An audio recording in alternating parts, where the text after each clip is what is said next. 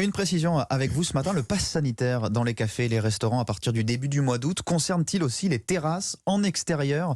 Le président n'était pas rentré dans les détails là-dessus hier, vous l'avez fait, vous confirmez? Oui, je vous confirme que c'est la totalité des établissements qui est visée, donc y compris les terrasses quand il s'agit de restaurants ou de bars. Et est-ce que là aussi c'est l'âge minimum de 12 ans qui s'applique très concrètement si je suis un adulte vacciné? Est-ce que pour pouvoir m'asseoir en terrasse en famille cet été, il faut que je fasse vacciner aussi mes enfants de 12 ans et plus? Oui, le pass sanitaire s'applique aux plus de 12 ans et donc pour pouvoir accéder à des lieux soumis au pass sanitaire, il faudra soit être vacciné, soit avoir un test négatif. Question d'un restaurateur ce matin sur Europe 1 dans le journal de 7 heures. Les clients devront être vaccinés en terrasse, les salariés des restaurants aussi. Ça ne va pas se faire tout de suite. Écoutez la question que pose ce monsieur. Concernant nos salariés, le président a bien, effectivement annoncé que nos salariés devraient également être vaccinés.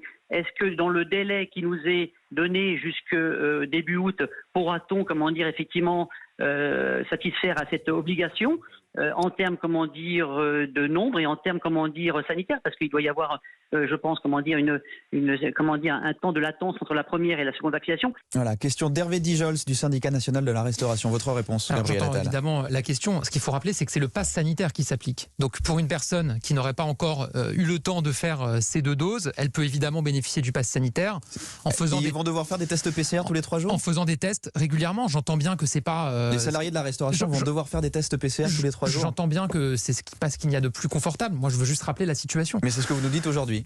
Je dis qu'il faut avoir le pass sanitaire pour pouvoir accéder à un certain nombre de lieux selon le calendrier qui a été annoncé. Donc 21 juillet pour des lieux type musée, théâtre, cinéma. Début août pour les restaurants, les bars. Mais pourquoi est-ce qu'on fait un pass sanitaire? Parce que le variant Delta est beaucoup plus contagieux, qu'on observe une reprise épidémique partout autour de nous.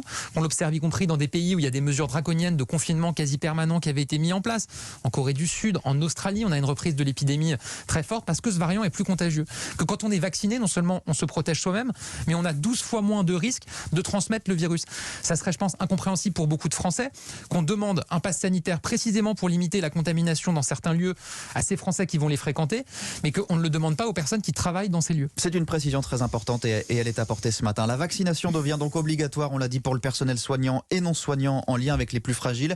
Pour la question des restaurants comme pour ces soignants et non soignants, comment seront menés les contrôles à partir du 15 septembre? Alors, c'est les chefs, les employeurs qui seront chargés de contrôler. Donc, pour ce qui est d'un soignant qui travaille dans un établissement hospitalier, c'est la direction de l'hôpital qui devra contrôler. Pour un professionnel de santé libéral, c'est l'agence régionale de santé, la caisse primaire d'assurance maladie qui devront contrôler et recevoir l'attestation que la personne a bien été vaccinée.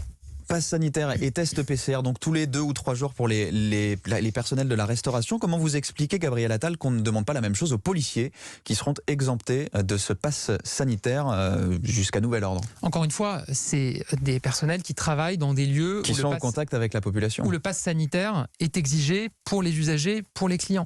C'est le sens de cette mesure. Vous avez des établissements recevant du public, un pass sanitaire qui est demandé aux clients, aux usagers qui se rendent dans ces lieux. Il s'applique aussi aux personnes qui y travaillent. Mais pour les policiers?